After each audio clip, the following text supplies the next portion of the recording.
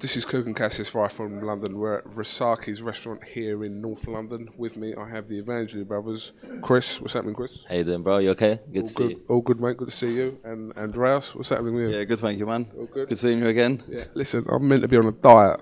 Seriously, I'm on a diet. Seen the spread they've laid out? Yeah, no, I'm looking at it right now. This is the starters. It's starters. Yeah. So the boxes are going to be one weight heavier by the time they leave. Trust me. Yeah, no, It looks good. Calorie-wise, it doesn't look great, to be honest, but it looks great to eat. Yeah. So tell me a little bit about this restaurant. So they told me that you came here after your first fight. Is that right? Yeah, I mean, to be honest, we've been coming here since we were kids. Living around the corner, this is where we were getting our takeaways every week. Vrisaki kebab shop, and everybody knows, if you're Greek, you know Vrisaki is. And it's just like, it's a weird experience to be here now in this manner, to be signed with Frank Warren and doing a press conference here. So it's like a surreal experience. One of your favourite places, Andreas? Yeah, I mean, for Greek restaurants, it's probably the most well known in the community, and they do great food here, so it's good to come here and have a lunch. Yeah, it looks good. Normally my lunches aren't that big, they're tiny just to like make weight, but we'll make an exception. I'll stop looking over there, so we'll start looking this way.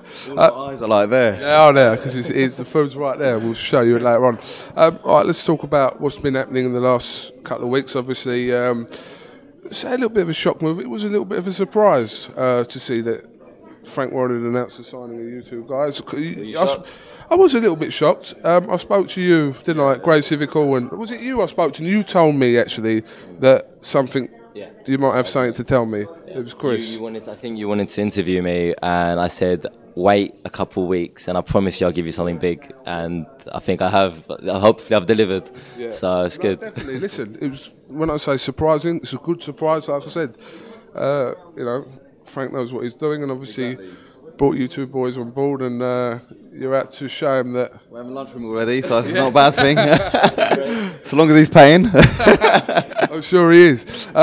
So talk to me about how long has this been in the pipeline, and why you decided to come over to Frank Warren. Do you know what? That's it's a long story that's happened. You know, everyone sort of who knows me as a fighter knows I've had I had a bit of a hurdle earlier this year.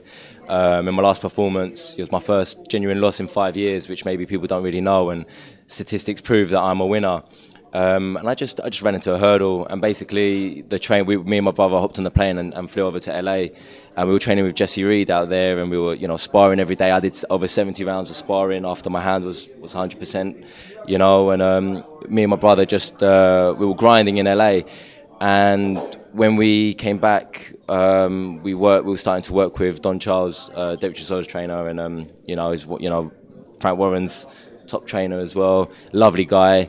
And basically, there was a connection there, and through Dean Powell, God rest his soul, things were made and things were in the pipeline. So it's actually still relatively new, but we were told that Frank Warren and Cole and his sons, they've had an eye on us for a while, and I think they've just come in at the right time. And I'll be honest, I know this might sound mafia, but he gave us an offer we couldn't refuse, really, and he's offered us something that no one else could. And the thing is, we have dreams as boxers personal to us, and Frank has a vision, and the reason why I personally signed and I was happy was because his vision fitted with my dreams, and that's it, really, simple as. Andreas, was it always a case of the pair of you being signed, or how did it happen?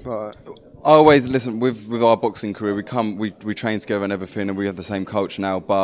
And we did have the same coach. But if our journeys take us to different paths, and we understand that can obviously take place. For example, if we get opportunities in America in the future, it might not be both of us. It might just be one of us here, one of us there. But we both work with Don now, and from the day one, really, Don said, listen, let's just speak to Frank Warren, just see what he's saying. And every time we went there, he said, look, let's just go and talk to Frank and see what he can offer you. And we did. And like my brother said, he offered us fights, big arenas. I've done a couple small shows in the past just to get my record up and to get my experience. And it's really a privilege for us to be fighting in such a prestigious place in the Olympic Park often. And we have a large fan base, and it helps fighting in nice big arenas. So it's good for us. I haven't been to the Copper Box myself yet, but I will be there on the 30th. it looks a great venue anyway from the telly. It looks a great venue. I've been there to have a look at it. It's purpose built for a small, for a spectacle such as a boxing ring.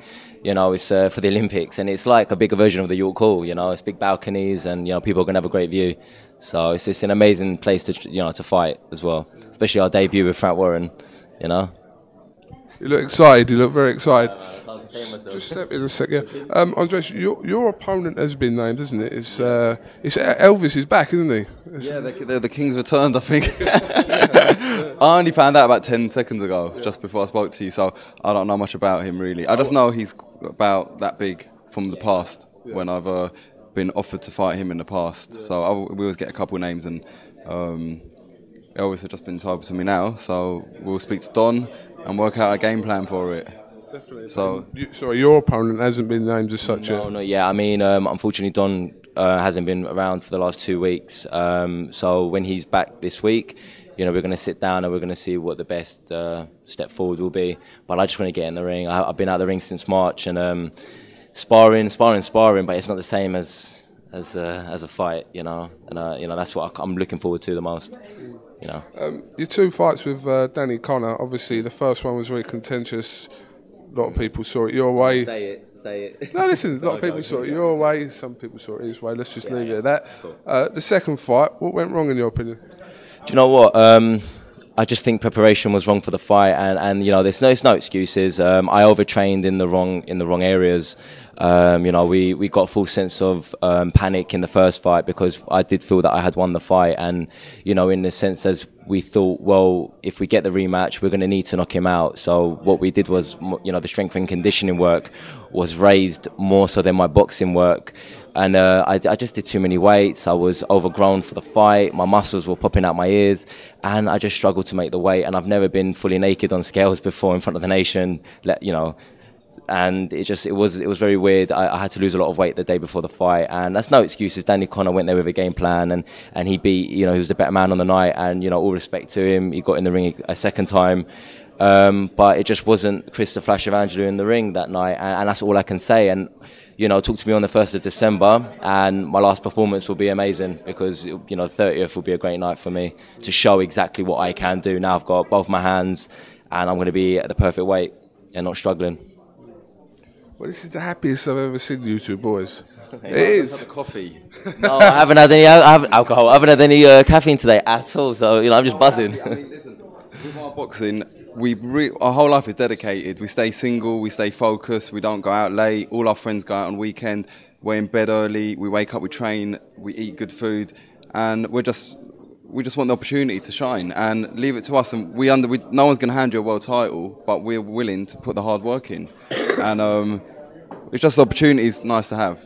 And Matchroom did do a lot for us and did get us the fights. And I think more in our 19 fights we've had, I think 14 or 15 of them were Matchroom shows. So they did put a lot of work into us. But we've come to a stage now where we've got to do what's best for us. And I think Frank Warren's given us the position to do what's best for us. So we're happy. It's cool. I've got a confession to make. Go on. Don't punch me. Okay. You ain't bet against us, have you? No. It's not actually to do with boxing. Okay. I was at the Civic Hall, yeah, right, when he was there, and I see this woman. And I looked at this woman and I thought, wow. And then someone nabbed me and went, that's Evangelou's sister. I don't know whether to hug you or punch you right now. No. I looked at her, I thought, do you know when you just look, wow. Listen, most people say she resembles me, so I take it as a compliment. Lately, people say she looks more like me now, but I have to say my sister's a stunning woman. I don't really see a resemblance in any, to be honest, yeah. But no, when you see her, just say KUGAN CASSIUS said that she's absolutely stunning. Give her a tweet and get her some followers then. How about that? Okay. Right? You know, hi to Marissa, my sister. Put in a good word for us, and you know, in the old press, and we'll sort something out. Just hope prostituting our sister. Oh, listen. Don't take this because I'm not going to go off camera and it's going to be like, what the? No, we're not like that.